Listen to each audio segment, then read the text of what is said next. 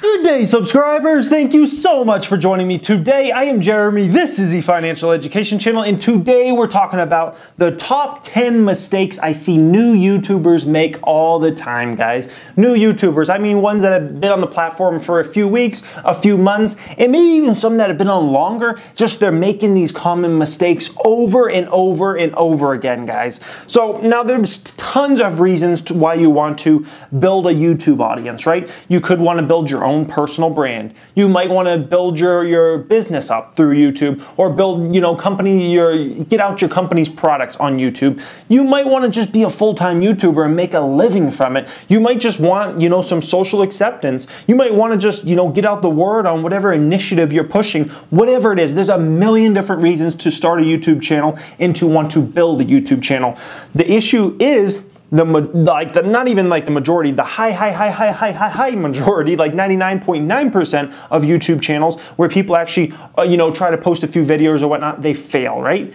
Why is this? Well, I've narrowed it down to, it's a lot of mistakes, right? But these are the 10 biggest mistakes I've seen, and they're not ranked in order of the biggest mistake to smallest mistake or anything. They're all just very important mistakes, guys. So I hope you enjoy this today, and leave a thumbs up if you do, and let's get into this. Number one is having too big of expectations. The issue is a lot of people come onto YouTube and they have expectations. They set expectations for themselves. They expect to be at this amount of subscribers or this amount of views within a certain amount of time. The issue is when you're just starting, you gotta realize it's gonna be super hard to build an audience for whatever you're trying to do. It's gonna be super hard unless maybe you have such a huge following. If you have, a million people following you on Twitter already, or 10 million people following you on Instagram or whatever, it'll be very easy for you to come over and translate that to views, as long as you cross-promote it on those other platforms, that, hey, I'm on this platform now, I'm on YouTube. You'll build up real quick. However, for most people, that's not the case. You're just building from nothing. Don't have expectations. If I had expectations for myself, I would have quit YouTube so early on. It took me 10 months of being on YouTube and taking it serious to reach 1,000 subscribers. I had 150 to 200 videos created before I hit 1,000 subscribers, guys. I would have quit way before that. I just didn't set any expectations. I was like, I'm gonna go hard on this. I'm gonna try to get better each and every day on my videos. I'm trying to make them better and better, more interesting, those kinds of things. And I didn't have expectations. I would have quit if I had expectations, because there's no way I would have met them. There's no way I would have met them, guys. So realize it's gonna be really difficult to build. It's not impossible, but it's really difficult. It's gonna take a lot of time. It's gonna take a lot of videos, okay? So don't set big expectations at all, or even any expectations, in my opinion.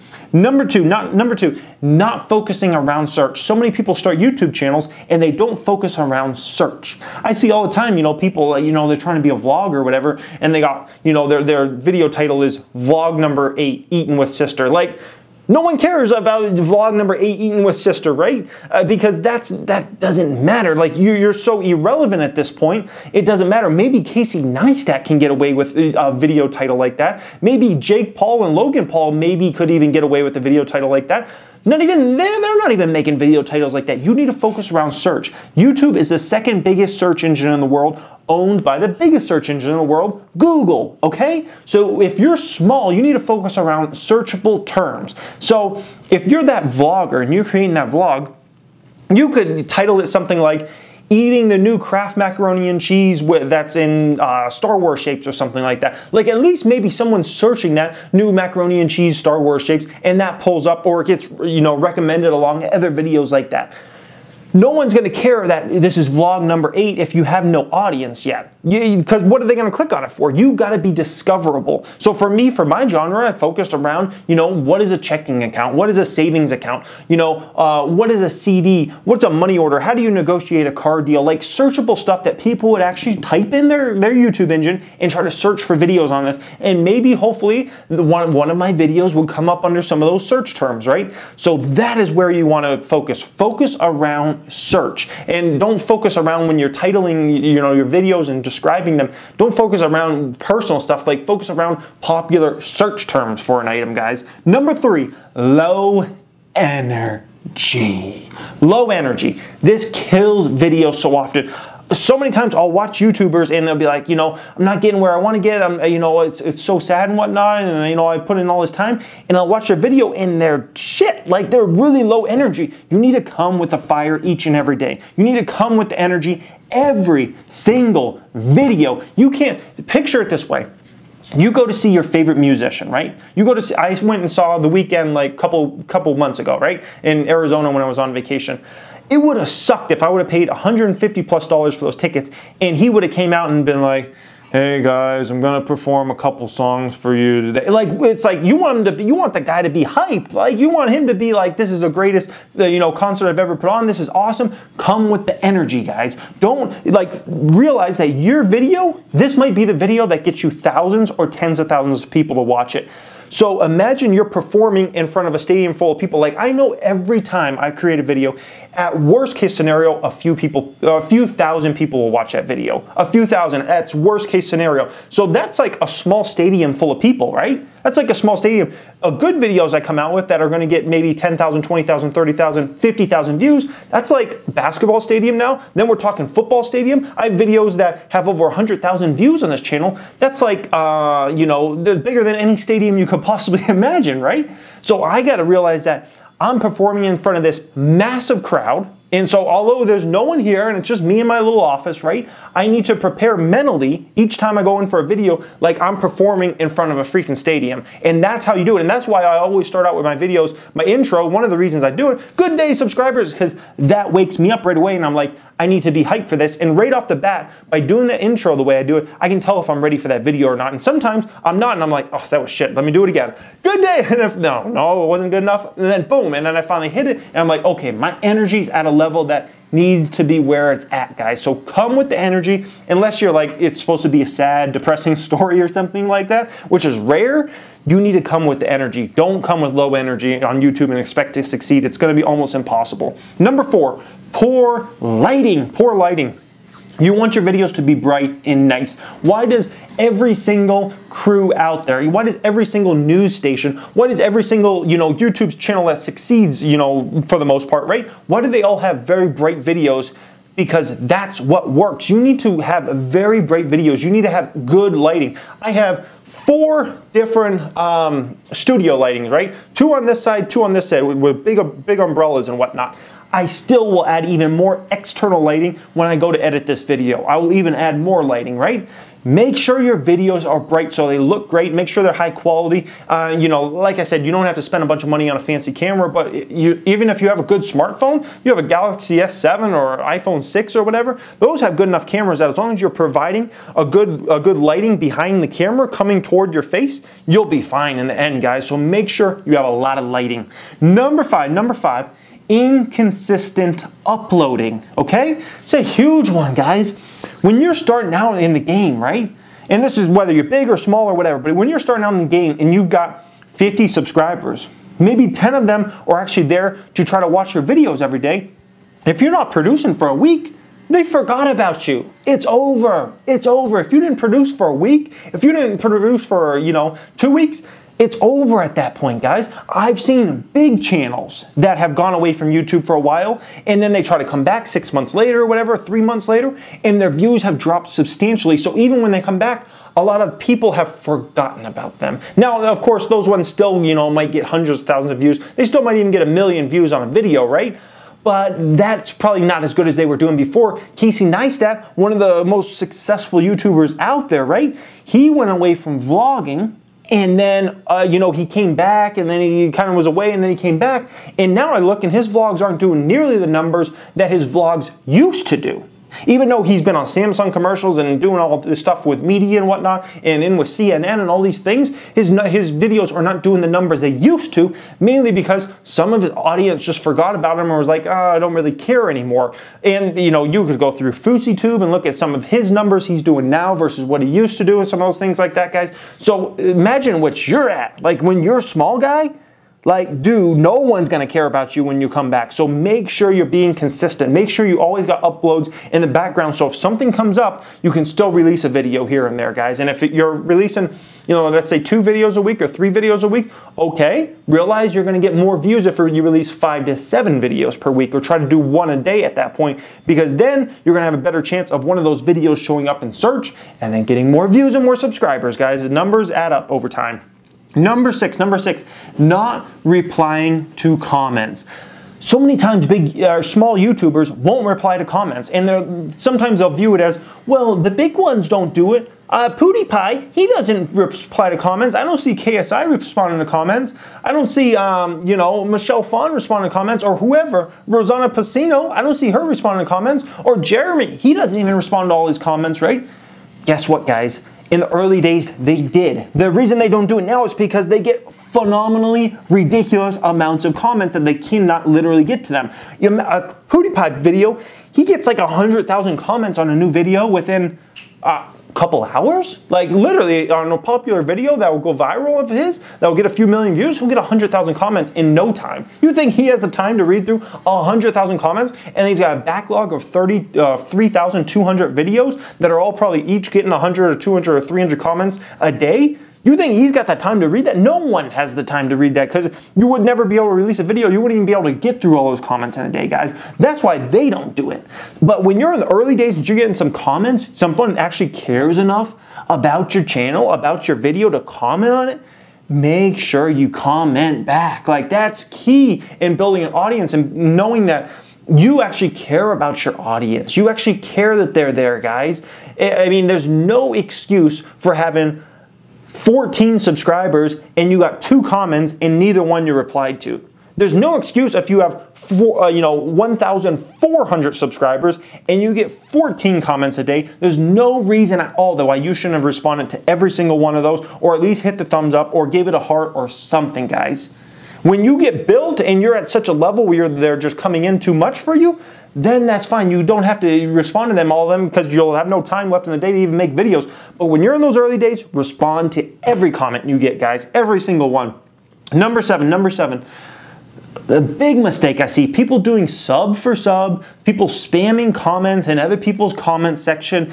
That's just going to frustrate people. People have seen through that already, right? So if you're spamming comments in someone else's comment section, all it's going to do is enrage some people that are big fans of that other person's channel. They're going to go to your channel, probably just click on a video and click the thumbs down and get out.